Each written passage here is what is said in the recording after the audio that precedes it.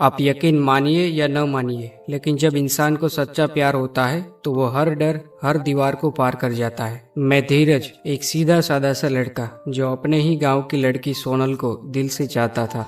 हम एक ही मोहल्ले में रहते थे। बचपन से ही उसकी मुस्कुराहट, उसके भोलेपन और उसकी मासूम हरकतों ने मेरे दिल के एक खास जगह बना ली थी। लेकिन कभी भी हिम्मत नहीं हुई कि अपने दिल की बात उसे कह सकूं। सोनल अब 16 साल की हो चुकी थी। मैं रोज स्कूल जाते वक्त उसे देखा करता। वो अपनी सहेलियों के साथ नदी किनारे खेलती थी, हंसती थी और मैं चुपचाप उसे देखता रहा। उसकी हंसी मेरे दिल को सुकून देती थी। लेकिन वो कहते हैं ना, हर प्रेम कहानी में एक मोड़ आता है, और मेरी कहानी में भी वो मोड़ था जतिन और उसका झुंड। जतिन उन लड़कों में था जिनसे गांव की ज्यादातर लड़कियां और लड़के दूरी बनाकर चलते थे।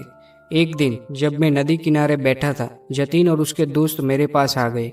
जतिन ने मजाक में कहा कि उसे सोनल पसंद है और अब वो उसे अपनी गर्लफ्रेंड बनाना चाहता है। उसकी ये बात सुनकर मेरा दिल टूट गया, लेकिन मैं चुप नहीं रह सका। मैंने कहा, तब तक कैसे, जब तक सोनल खुद हाँ ना कहे। सब थोड़े चौंके, पर बात बन गई कि अगला दिन तय होगा और सोनल ही तय करेगी कि वो किसका साथ चुनेगी।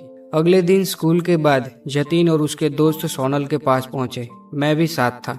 जतिन ने सब कुछ कह डाला। सोनल चुपचाप सुनती रही और फिर बोली, ठीक है, लेकिन मेरी एक शर्त है। सभी चौंक गए। उसने कहा, काली कब्रिस्तान से रात 12 बजे एक लेटर लाकर दो, जो वहाँ एक पुरानी कब्र पर रखा है। जो जाएगा वही मेरा दोस्त बनेगा। जतिन ने झट से हाँ कर दी और मुझे भी सोनल ने देखकर मुस्कुराते हुए कहा, धीरज, तुम भी चाहो तो ला सकते हो। अब मुकाबला तय था। रात का इंतजार था और फिर वो रात आई। मैं दिल थामे कब्रिस्तान पहुंचा। वहाँ पहले से ही जतिन और बाकी लोग मौजूद थे। सोनल ने समझाया, पहले एक मूर्ति के पास मोमबत्ती और माचिस रखिए, वहाँ से लेकर जाना। फिर कुछ दूर पर एक पुरानी कब्र है, वहीं वो लेटर रखा है। जतिन दौड़ पड़ा, मैं भी उसके पीछे। वो तेज था, मैं पीछे। रास्ते में एक सांप देखा तो मैं थोड़ा डर गया और जतिन आगे निकल गया। उसने मोमबत्ती उठा ली। जब मैं पहुंचा, वहाँ कुछ नहीं था।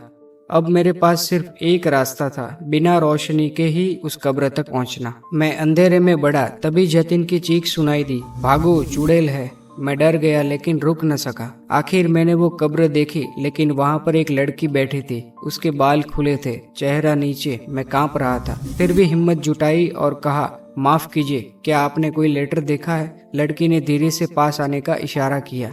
मैं डरते डरते पास गया और कहा, मैं एक लड़की को बहुत चाहता हूँ, उसी के लिए ये करने आया हूँ। तभी उस लड़की ने बाल हटाया और मैं दंग रह गया। वो सोनल थी। मैं हक्का बक्का रह गया। उसने कहा, मैं बस ये दिखना चाहती थी कि कौन मुझसे सच्चा प्यार करता है, जो डर से नहीं दिल से मेरे लिए आए। हम मुस्कुरा दिए, लेकिन तभी हमें एक टॉर्च की रोशनी दिखी। कब्रिस्तान का चौकीदार हमारे और आ रहा था और उसने कहा, कौन है वहाँ? हमने एक दूसरे का हाथ पकड़ा और वहाँ से भाग खड़े।